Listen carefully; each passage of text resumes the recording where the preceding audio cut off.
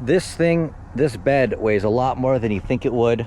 All of this is crazy heavy, thick, welded together stuff. Lift and boom. The bed itself isn't too bad, but everything here has to be able to safely lift and haul vehicles. So it's made incredibly thick with a whole lot of extra stuff. So it does weigh a lot, but now that this chunk of weight is off, this truck is basically just down to being a cab on a frame. So there's really not a whole lot of weight here, and most of the weight is going to be cab and engine that's around the front axle area, so all the weight's going to be up here. Now that it's open, you can see how corroded and crusty and whatever these fuel lines are. I don't know if I need a whole new tank, I gotta figure that out, but I do at least need some new fuel lines because these are, pretty sure one was leaking.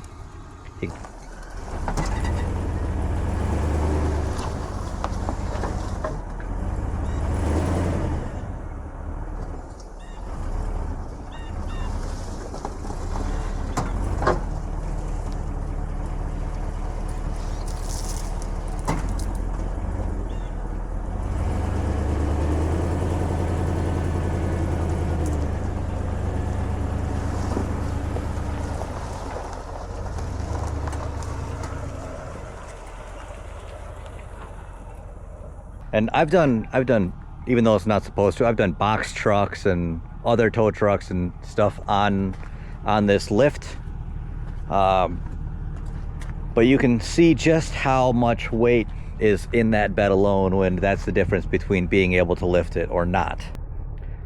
One of the other cooler things about old vehicles is the more you look around in them, the more interesting stuff you find. Like just now I noticed that there's some stuff under this seat. Looks like we got some tin snips, pack of smokes, whatever, but in this case here, we have an entire cool little socket set. And I think that might be the whole set there. Yeah, I don't think there's anything under it, but yeah, isn't that cool? There's 3/8. 3/8, yeah, so it's a standard socket set. Looks like this one might be split, but that's pretty cool.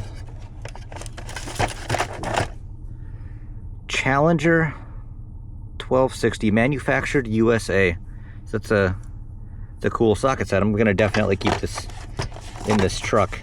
Definitely belongs to this truck.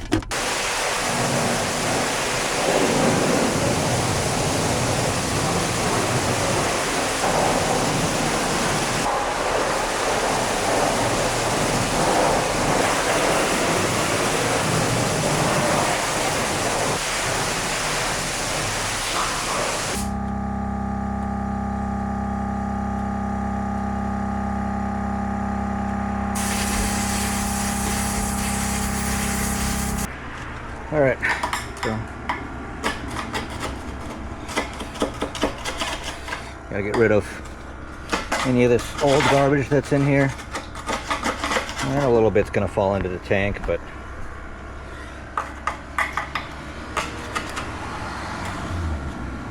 the filter should catch most of it.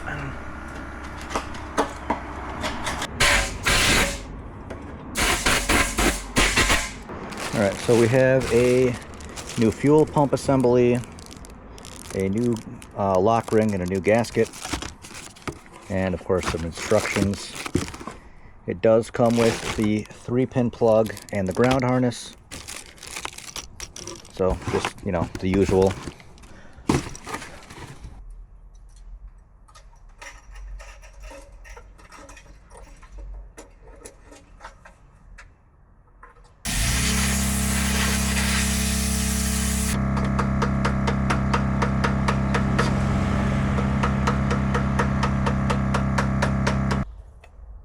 So in my boxes of sheet metal screws, I also keep the bit for whatever that size is, so I don't have to really go dig around and find one. I just have it in there.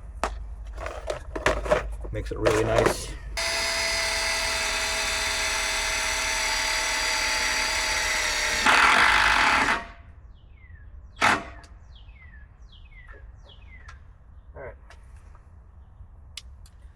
I don't know if I have enough gas in there to actually do anything, but...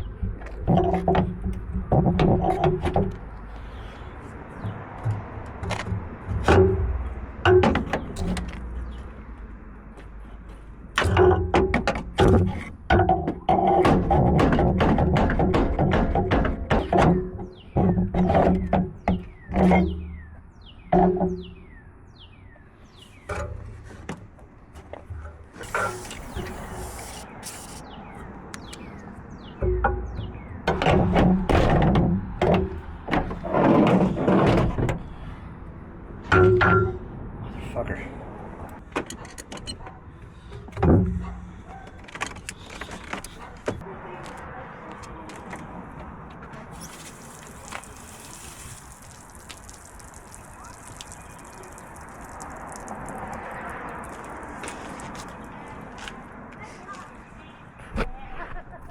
So we have the fuel pump working now, but clearly we have a leak in one of the lines down here.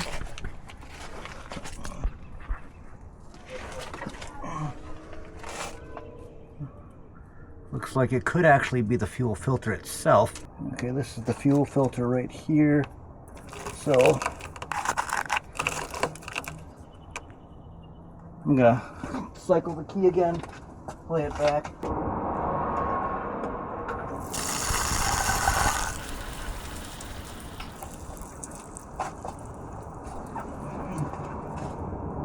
Yep, I can see the hole in the bottom of the filter where it's squirting out. So the pump's in, got to connect all these lines and do all that, but we're gonna have to get a fuel filter for it tomorrow and put that in, and we'll see if anything else leaks, and if not, then this thing should start.